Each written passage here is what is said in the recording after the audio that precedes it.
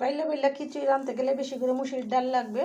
আর আমরা সবসময় মুসুর ডাল দিয়ে বেশিরভাগ খিচুড়ি রান্না করি। আর এই মুসুর ডালের খিচুড়িটা কীভাবে বাইলা বাইলা করে রান্না করব সম্পূর্ণটা আপনাদের সাথে শেয়ার করব। আপনারা আমার ফুল ভিডিওটা দেখতে থাকুন। এখানে আমি চাল নিয়েছি 250 গ্রাম, 300 গ্রাম, আর ডাল নিয়েছি 250 গ্রাম। এটা দিয়ে আমি রান্নাটা করব। বেশি করে মুসুর ডাল দিলেই বাইলা বাইলা হয়, সেটাই আমি আপনাদের সাথে শেয়ার করতেছি, দেখতে থাকুন। প্রথমে আমি চালটা ভালো করে কচলিয়ে ধুয়ে নিব।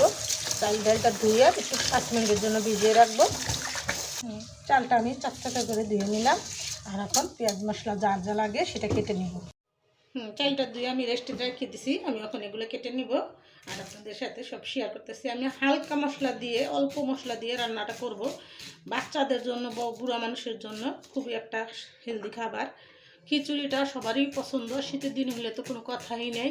আর আমি সব সময় বটি দিয়ে কাটাটা করি বেশি, আমি চাকু দিয়ে কাটতে পারি না, তাই আপনাদের সাথে শেয়ার করতেছি।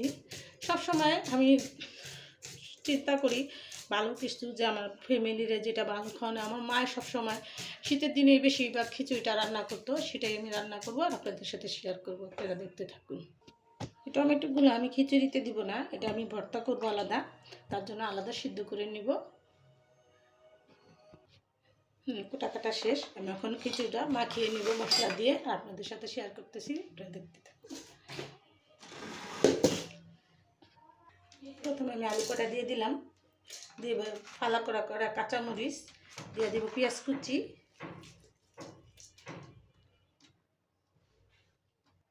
দিয়ে দেবো, 1 চামচ হলুদের ফাঁকি দিয়ে দিলাম, স্বাদ মতো নুন দিয়ে দিব, 1 টেবিল চামচ আদা রসুন বাটা। এটা আমার ডিপে ছিল তো পানি হয়ে গেছে। দিয়ে দিব 1 চামচ শাহি গরম মশলার গুঁড়ো। খিচুড়ি স্বাদটা দ্বিগুণ করবে এই মশলাটা। আর দিয়ে দিব 1/2 চামচ তেজপাতার গুঁড়ো। সব কিছু দেওয়া হয়ে গেছে, আমি একটু ভালো করে মেখে নেব। তেলটা আমি পরে দেবো, যেহেতু তেলটা হাতের মধ্যে বাইজা যাবে, ভালো লাগবে না। আমি তেলটা পরে দিব। আর আপনারাও আমার ভিডিওটা ফুল স্টেপে দেখবেন কীভাবে রান্নাটা করলাম। এটা আমাদের মা চাচিদের হাতের রান্না, আগের দিনে মানুষ এরকমই করতো, আর সামান্য একটু তেল দিয়ে রান্না করতো। তারা তো তেল বেশি খাইতো না, তো আমিও এরকমই তেল কম খাই। আর আপনাদের সাথে শেয়ার করি, আপনারাও তেল কম দিয়ে সহজ পদ্ধতিতে রান্নেন, সেটাই আপনাদের সাথে শেয়ার করতেছি। দেখেন আমার এটা মাখা হয়ে গেছে। আমি আমার পরিমাণ মতো তেল দিয়ে দিব। এই দেখেন একটুখানি তেল দিলাম, দিয়ে আমি রান্নাটা করব। রান্নাটাতে আমি কোনো মরিচের ফাঁকি দিইনি, শুধু কাঁচামরিচ দিয়ে আমি রান্নাটা করব। আমার পরিমাণ মতো এখানে চাল দিয়েছে, আর এক মগ পানি দিচ্ছি, 1.5 কেজি ওজনে, সেটা দিয়ে মাইপা পানি দিলাম।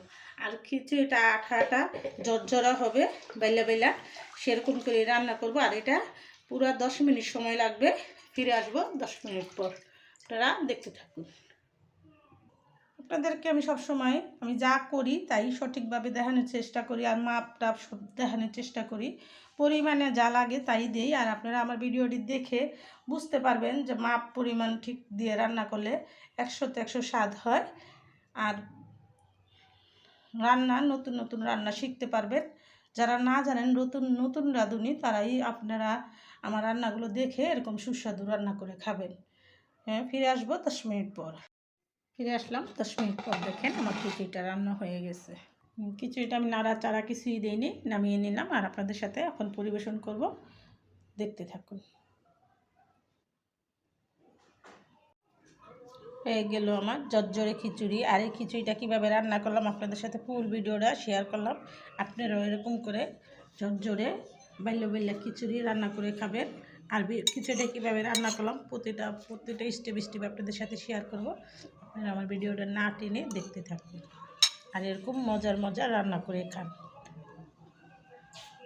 ভিডিওটা বড় না করে রেখে দিলাম। আসসালামু আলাইকুম।